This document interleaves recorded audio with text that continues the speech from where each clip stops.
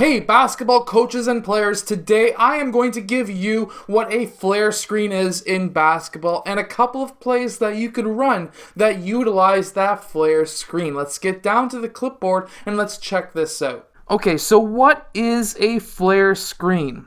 A flare screen is, let's say we have three players at the top, and what we are going to have is the second player from the ball setting a screen to the player who is one pass from the ball.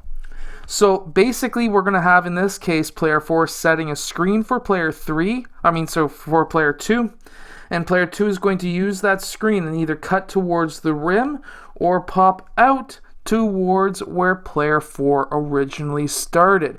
This way, we can either have player 1 passing the ball down to player 2 cutting towards the basket, or we can do a skip pass out to player 2 for a 3-point shot. Now, this is a play that we see a lot in the NBA, and you're probably watching this video because of you might have heard a team or an announcer saying, hey, that team just ran a flare screen play.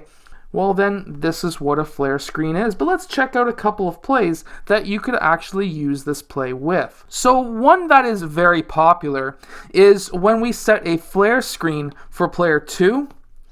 Player 2 then uses that screen, pops out to here, but at the same exact time, we're going to be having player 5 setting a screen for player 4 who is going to be cutting across. This way, we actually have two different options for player 1 to pass to. He could pass to player 4 for a hook shot or a layup, or he could do a skip pass for a 3-point shot. Now, a play that I actually seen a few years ago works really well, and I'm not too sure if I would run it at the youth level that I seen it ran at, but it did work really well with the grade 8 team that it was running with.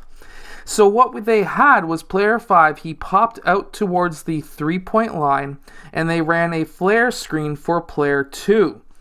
Player 2 used that flare screen, but at the same time, they had player 4 setting an inside screen for player 1, and player 1 then cut towards the basket.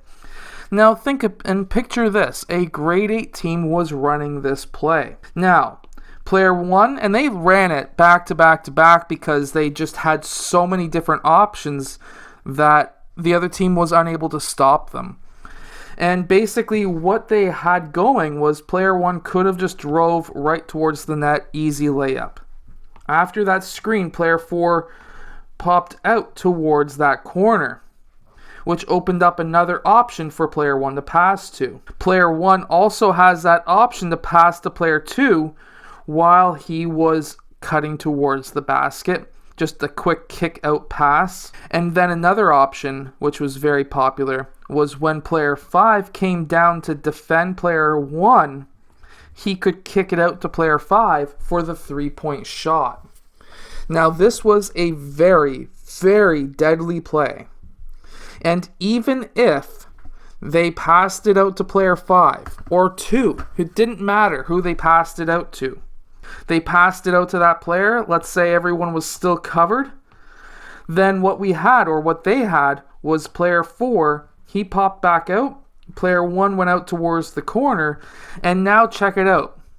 Even though they've only used maybe 12, 13 seconds of the shot clock, sometimes they even got the shot clock with still 10, 11, and 12 seconds left on the clock, because up here in Canada at the rep level we run a shot clock. Then they started running a 5-out offense.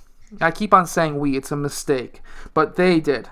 After you run your initial play, a 5-out offense is a great alternative, especially if all of the players are already in a 5-out motion.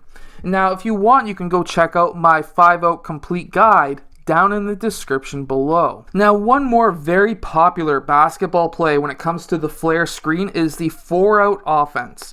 Now, with the 4-out offense, how this would work is player 2, he's going to be setting that screen on player 3, And player 3 is going to be either cutting down towards this low corner, or something that the Toronto Raptors use an absolute ridiculous amount when they had DeMar DeRozan on the team, was they had Kyle Lowry up top, and they had player 3 as DeMar DeRozan.